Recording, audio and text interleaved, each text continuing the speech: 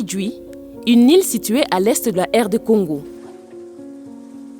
Enclavé par le lac Kivu, il est difficile d'entrer en contact avec l'extérieur. L'état d'extrême pauvreté est l'une des raisons qui poussent les jeunes à quitter l'île pour chercher le mieux-être ailleurs.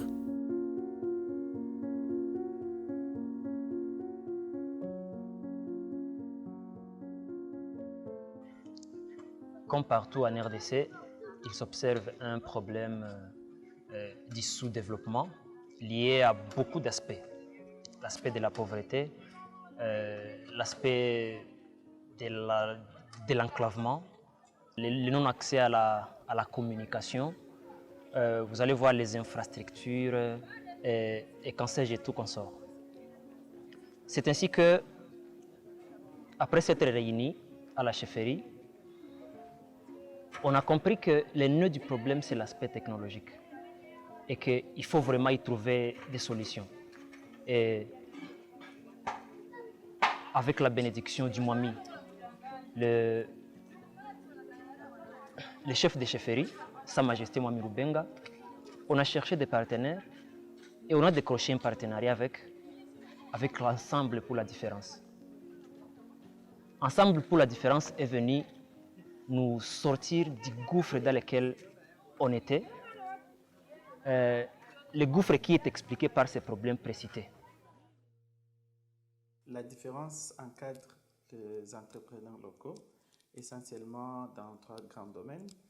Dans le domaine agricole, mais aussi le domaine énergétique, mais essentiellement aussi dans la technologie digitale. Et c'est plus dans la technologie digitale où le projet Pamojanet est ancré. L'idée de la création du community network, du réseau communautaire, c'était une idée vraiment géniale parce que la communauté, quand on est allé à Idjwi, la communauté a vraiment apprécié l'idée. La communauté s'est mise tout de suite sur l'idée et aujourd'hui, c'est parmi, comme je l'ai dit, c'est parmi les plus grands projets technologiques que nous avons, vu sa grandeur et l'engouement l'engouement des gens qu'il y a autour de ces projets. Pour ce qui concerne Pamojanet, on a été, par exemple, contacté par le roi de l'île d'Idjwi, qui nous a dit qu'il avait un problème avec les jeunes qui, après avoir fini leurs études, ils quittaient l'île. Ils quittaient l'île pour aller chercher d'autres opportunités ailleurs. Alors, il nous a dit d'apporter l'Internet à Idjwi pour essayer d'occuper ces jeunes, pour que ces jeunes puissent exploiter vraiment la puissance de l'Internet et peut-être créer d'autres opportunités localement, mais aussi contribuer efficacement à la construction ou à l'amélioration de l'économie de l'île en général. On n'avait pas accès à une connexion Internet. D'ailleurs, il y a des gens même qui ignoraient c'est quoi la connexion Internet. Mais depuis quelques temps, depuis un temps, on a trouvé la présence de Pamojanet. Pamojanet était une grande surprise, très importante pour nous. On a entendu dire, moi-même je n'avais pas cru qu'il y aurait une connexion et puis dans les temps, on nous a dit une connexion gratuite. On pouvait y arriver et se connecter gratuitement. Beaucoup de gens n'ont pas créé. Beaucoup de gens n'avaient même pas de téléphone. Nous qui en avons, on a été créés, nous sommes allés et nous avons trouvé qu'effectivement ça donnait. Vous voyez, dans le monde actuel, si on n'est pas en contact avec le monde extérieur, on n'en peut rien. Surtout dans le monde de business. Dans le monde de business, il faut se rechercher. Si on n'a pas de l'Internet, on ne peut pas avoir accès à l'information. Quand vous n'êtes pas informé, vous êtes toujours derrière.